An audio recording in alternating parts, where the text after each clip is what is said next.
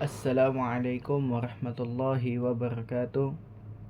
Perkenalkan, nama saya Raffi Alfari dengan NIM 123101108, Prodi Pendidikan Guru Madrasah Ibtidaiyah, Fakultas Tarbiyah dan Ilmu Keguruan.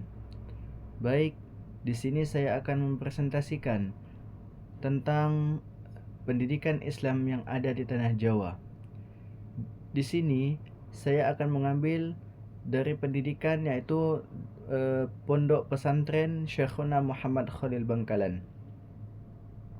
Sebelum kita mengenal lebih jauh, Pondok Pesantren Syekhuna Muhammad Khalil Bangkalan ini itu terletak di Bangkalan, yaitu di Madura, Jawa Timur.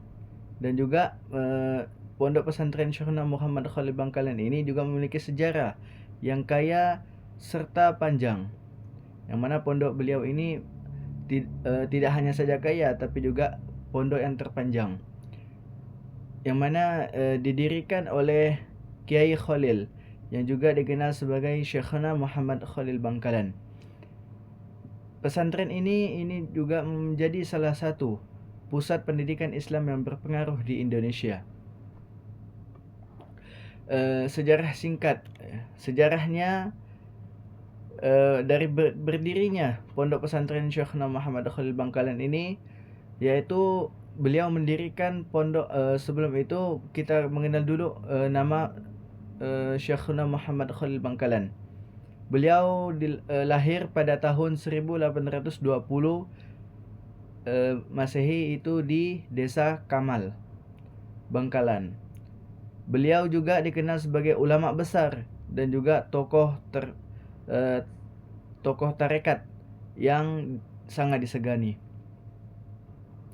Adapun pendidikan dan juga pengaruh dari Pondok Pesantren Syekhuna Muhammad Khalil Bangkalan ini, yaitu beliau Syekhuna Muhammad Khalil Bangkalan ini beliau belajar agama banyak di berbagai pesantren di Jawa dan juga di Madura. Selain itu, serta beliau juga melanjutkan pendidikannya di daerah Mekah sana. Setelah beliau pulang dari Mekah, ia langsung mendirikan pondok pesantren yang ada di Bangkalan pada tahun 1885 Masehi. Adapun perkembangannya pada Pondok Pesantren Syekhuna Muhammad Khalil, yaitu pesantren itu tumbuh pesat dan juga menjadi tempat menimba ilmu agama bagi banyak para santri yang ingin masuk ke Pondok Pesantren Syekhuna Muhammad Khalil Bangkalan, yang mana itu dari berbagai daerah. Dan juga di situ banyak tokoh ulama besar di Indonesia, termasuk dari pendiri Nahdlatul Ulama, yaitu Kiai Haji Hashim Asy'ari. Juga beliau Kiai Haji Hashim Asy'ari ini juga pernah belajar di sini.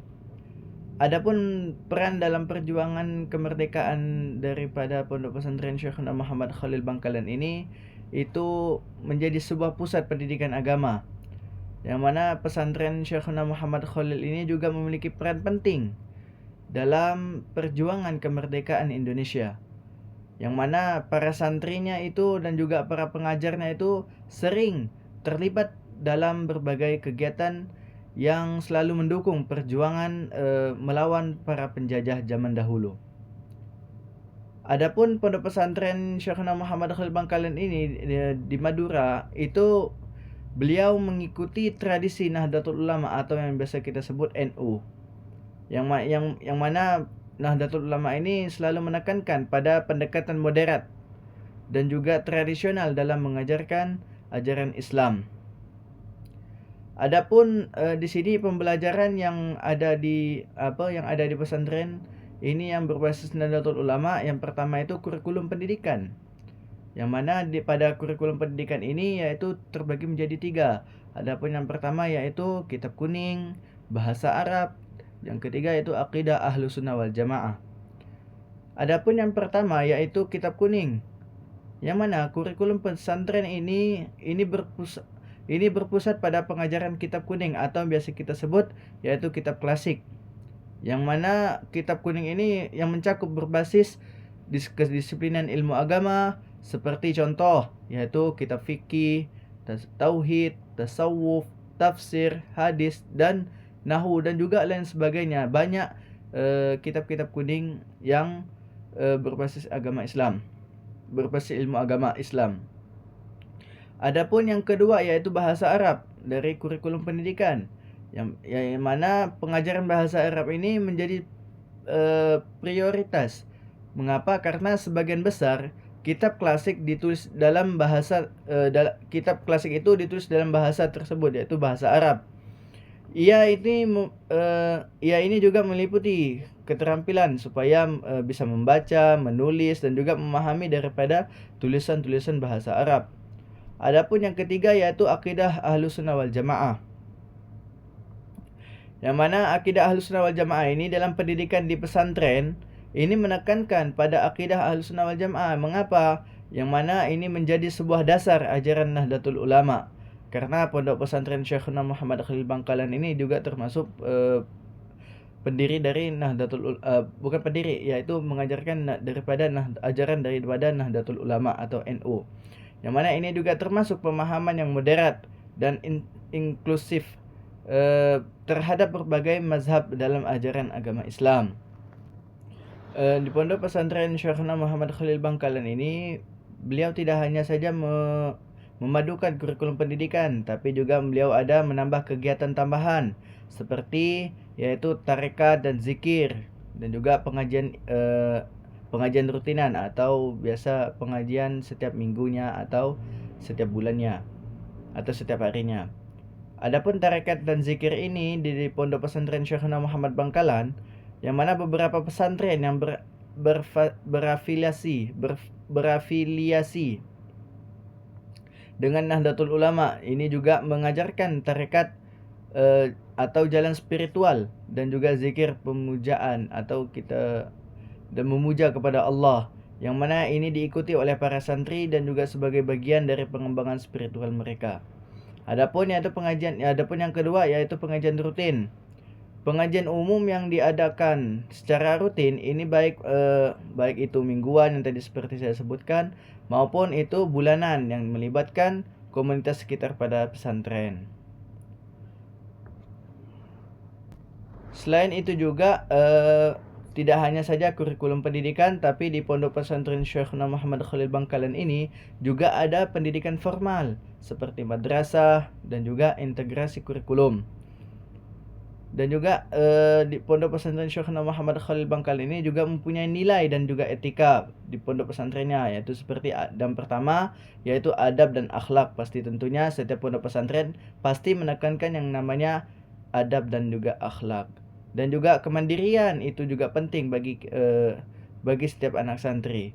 Adapun adab dan akhlak ini, pendidikan di pesantren ini yaitu sangat menekankan di pondok pesantren Syekhuna Muhammad Khalil Bangkalan ini, juga beliau menekankan pada pengembangan adab dan juga akhlaknya. Yang mana santri-santri itu diajarkan untuk menghormati guru, orang tua, serta sesama santri pun ia harus mempunyai etika dan adab. Yang kedua yaitu kemandirian. Pesantren Syekhuna Muhammad Khalil Bangkalan ini yaitu mendorong kemandirian santri-santrinya, yaitu melalui berbagai kegiatan yang mengajarkan keterampilan hidup dan juga bertanggung jawab pada kelakuan pribadinya masing-masing.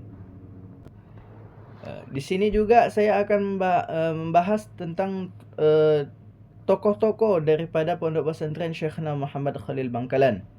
Di sini ada beberapa tokoh yang ada di pondok pesantren Syekhuna Muhammad Khalil Bangkalan.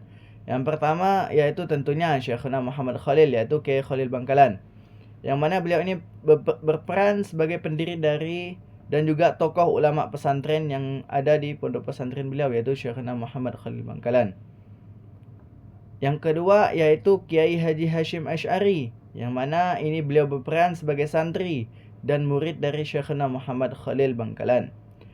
Adapun yang ketiga yaitu Kiai Haji Wahab Hasbullah, yang mana Kiai Haji Wahab Hasbullah ini beliau berperan sebagai santri juga dan juga murid dari Syekhuna Muhammad Khalil Bangkalan. Adapun yang keempat yaitu Kiai Haji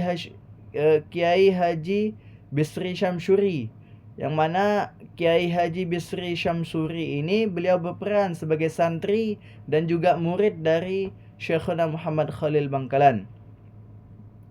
Adapun yang kelima yaitu Kiai Haji Abdul Wahid Hashim, yang mana beliau juga sama seperti kiai-kiai yang lainnya, yaitu beliau berperan sebagai santri dan murid dari Syekhuna Muhammad Khalil Bangkalan. Adapun yang keenam yaitu Gus Dur, atau biasa disebut atau nama asli beliau Abdurrahman Wahid, yang mana Gus Dur ini beliau berperan sebagai cucu dari Kiai Haji Hashim Asy'ari dan terpengaruh oleh ajaran Syekhuna Muhammad Khalil Bangkalan. Itulah tokoh-tokoh yang mana tidak hanya sebagai berperan dalam pengembangan pondok pesantren Syekhuna Muhammad Khalil Bangkalan, tapi tokoh-tokoh tersebut itu juga memiliki dampak besar dalam perkembangan Islam di Indonesia secara keseluruhan. Baik, selanjutnya saya akan membahas tentang sama seperti yang tadi kan tentang Pondok Pesantren Syekhuna Muhammad Khalil Bangkalan itu ajaran daripada Nahdlatul Ulama. Sekarang saya akan mengkaji atau mempresentasikan daripada pendidikan yang ada di Jawa, yaitu dengan berbasis Muhammadiyah. Yang mana di sini saya akan mengambil Universitas Muhammadiyah Surabaya. Baik, di sini Universitas Muhammadiyah Surabaya ini atau biasa disebut dengan UM Surabaya, Universitas Muhammadiyah Surabaya. Yang mana sebelum itu kita harus mengenal daripada Universitas Muhammadiyah ini. Universitas Muhammadiyah ini didirikan pada tanggal 31 Desember tahun 1981 Masehi. Yang mana pendiri universitas ini merupakan hasil dan juga dari inisiatif dan usaha Muhammadiyah, sebuah organisasi Islam terbesar di Indonesia yang selalu berfokus pada bidang pendidikan, kesehatan, dan juga sosial. Sebenarnya pada awalnya itu Universitas Muhammadiyah Surabaya ini didirikan untuk memenuhi dan juga kebutuhan pendidikan tinggi bagi masyarakat Surabaya dan juga sekitarnya, terutama dalam menyediakan pendidikan yang berlandaskan pada nilai-nilai Islam. Pada awal berdirinya universitas ini hanya memiliki beberapa fakultas. Namun sering berjalannya waktu, terus-menerus waktu terlewati, maka Universitas Muhammadiyah Surabaya ini teruslah berkembang dan juga menambah program studi serta fasilitas pendidikannya. Sejak didirikan Universitas Muhammadiyah Surabaya ini, mereka berkomitmen untuk mencetak lulusan yang berintegritas, kompeten, dan juga berakhlak mulia, yang mana itu harus sesuai dengan visi dan misi Muhammadiyah dalam membangun masyarakat dan yang berkemajuan. Selain itu, lembaga pembelajaran berbasis Muhammadiyah ini di Universitas Muhammadiyah, mereka selalu berfokus pada pengembangan pendidikan yang berlandaskan pada nilai-nilai Islam, dan juga mereka itu mempunyai prinsip-prinsip dari Muhammadiyah. Di sini ada beberapa mencerminkan sebuah aspek yang pendekatan dari ajaran Muhammadiyah. Yang pertama yaitu pendidikan berbasis nilai Islam. Dari kurikulum di Universitas Muhammadiyah ini dirancang untuk mengintegritaskan sebuah nilai-nilai Islam tentang nilai-nilai Islam dalam setiap program studi, yang mana mata kuliah itu seperti Al-Islam dan juga Kemuhammadiyaan atau biasa disebut AIK, Al-Islam dan Kemuhammadiyahan. Adapun yang kedua yaitu pembinaan karakter, yang mana selain pendidikan akademik, Universitas Muhammadiyah ini juga menekankan pembinaan karakter mahasiswa melalui berbagai kegiatan ekstrakurikuler dan juga program pengembangan diri yang berlandaskan pada nilai-nilai Islam. Dan juga Dan juga Universitas Muhammadiyah ini juga ada pengabdian kepada masyarakat, yang mana sebagai tujuan dari prinsip Muhammadiyah. Universitas Muhammadiyah ini juga aktif dalam berbagai program pengabdian kepada masyarakatnya. Dan juga mahasiswa dan dosen terlibat dalam proyek-proyek sosial yang bertujuan itu untuk meningkatkan kesejahteraan masyarakat sekitar. Itulah beberapa aspek dan beberapa aspek mencerminkan pendekatan pada ajaran Muhammadiyah. Pertanyaan di sini, apakah Universitas Muhammadiyah Surabaya ini masih ada? Ya, memang Universitas Muhammadiyah ini masih ada.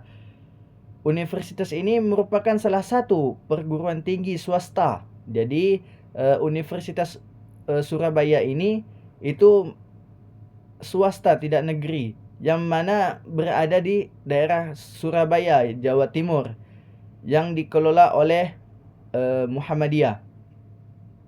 Dan juga sebuah organisasi Islam besar di Indonesia, yang mana Universitas Muhammadiyah Surabaya ini juga menawarkan berbagai program studi untuk menjenjang sarjana dan pasca sarjana. Mungkin hanya itu yang bisa dapat saya sampaikan.